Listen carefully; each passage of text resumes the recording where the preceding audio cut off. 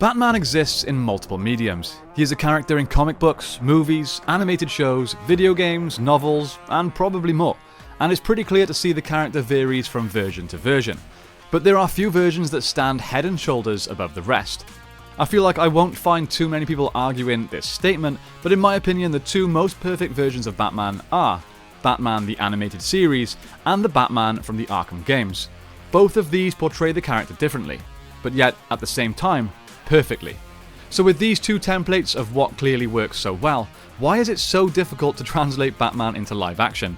In today's video, I'll be discussing what I believe to be the formula for the perfect Batman content.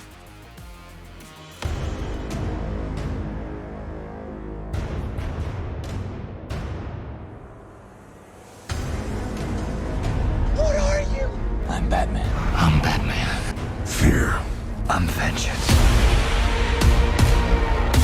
Now, before I get too far into this, I know you guys are going to shout at me for that opening statement. Why is it so hard to translate Batman into live action? There are, of course, fantastic live action versions of Batman, do not get me wrong. I love Batman Begins. I love The Dark Knight, The Batman, Affleck's portrayal of Batman, but none of them reach the heights of BTAS or Arkham. Let's take The Dark Knight and even The Batman. Those are probably two of the highest regarded live action versions.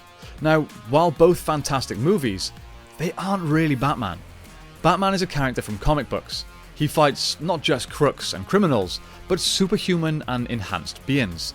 And that is a huge part of the appeal of Batman for me.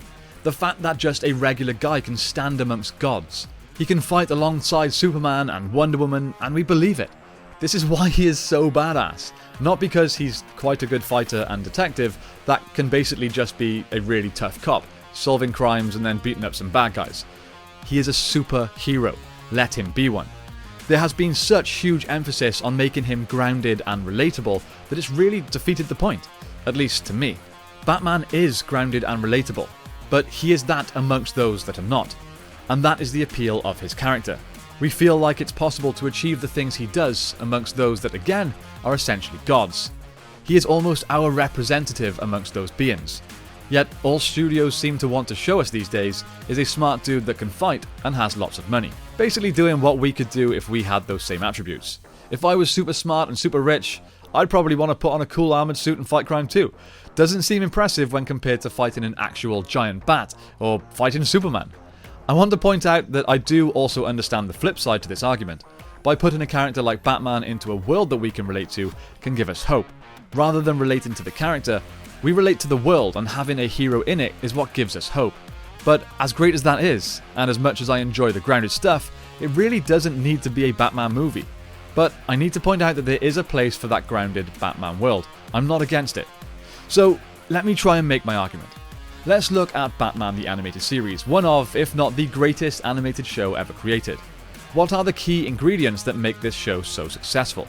Well, I would say it would be a mix of having a dynamic cast, complex and creative writing and storytelling, an amazing soundtrack, and an ambition really seen in any media format, let alone animation. But debatably the most important aspect is its loyalty to the source material. Batman has become such a popular and iconic character for a reason. You do not need to mess with it to make it a successful product. In this show we get to see Batman fighting crime, doing detective work, training Robin, dating women, finding a balance between life and, well, work. It's all very human, but at the same time, even though this all feels like very real stuff, very grounded, the show is still brave enough to understand that Batman is a comic book superhero. He fights and interacts with superheroes. And even though this stuff should feel like a huge juxtaposition to the reality of human life, it doesn't. It doesn't feel out of place. And that purely comes down to understanding what Batman is. Again, a comic book character, not a detective in the real world. It's not a story inspired by real life events. It's escapism, fantasy, it's comic book stuff. We can also say the exact same about the Arkham games. A lot of those games can be fairly simple detective work, following footsteps or perhaps solving a puzzle, real life stuff. The setting and environment are also very real. We do not have to suspend our disbelief to enjoy it. Yet, when Batman is suddenly fighting Killer Croc, a very unrealistic character, it just feels normal. And that's because it's how Batman should be. Now, if we look at Zack Snyder's version of Batman, and this may be controversial, I feel like he just got it right. Even though he had Batman fighting a god, and then fighting alongside gods to take on extremely powerful and deadly aliens, it almost felt like the most real version of Batman. I know that sounds ridiculous, but that's how I feel. The bigger issue was those movies themselves were not great. The Snyder Cut of the Justice League was fantastic, but everything else, meh. However, the warehouse scene from Batman vs Superman is still the best live-action Batman scene we've ever had. Fight me. So with all that being said, what makes good Batman content, specifically in live action? To me, the answer is simple. Understand the character. Batman lives in a particular world, one with superheroes, and things that just aren't real. Accept that. Do not try and take him out of it. Batman has a very different connection to crime. It's personal and it's intimate. Same as his relationship with Gotham. So allowing him to do what he can to protect his city is what is important. It doesn't really matter if the enemy is some mob boss or a being with enhanced abilities. The other important factor to me is to explore his diverse cast of villains. I was thinking this through when writing this video, but we've now almost had as many different Jokers in Batman movies as we've had all of the villains combined. Now, I really love the Joker. I love the Riddler, Two-Face, and Penguin, but there are so many other great villains that have never been touched in live action. Stay true to the character. Batman is a symbol of justice and hope, and the film should reflect that by showcasing his commitment to his ideals and his desire to make Gotham a better place. Don't try and make him something he's not. Alright, that's my rant over for the week. I may have gotten a bit carried away with this one, but I really hope my point gets across. I hope you understand what I'm trying to say. I did my best to sort of play devil's advocate and think about both sides here. At the end of the day, I'm a Batman fan through and through. And again, I'll reiterate, I love the Nolan trilogy. I love what Matt Reeves is doing. It's not perfect, like Batman, the animated series, and the Arkham games, but I'm happy to be getting solid movies that feature my favourite character.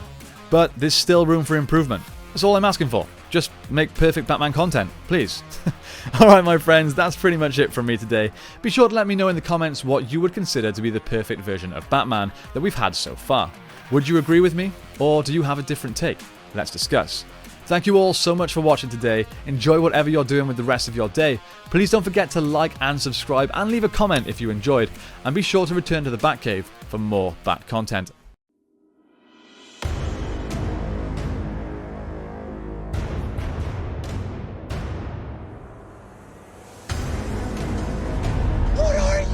I'm Batman.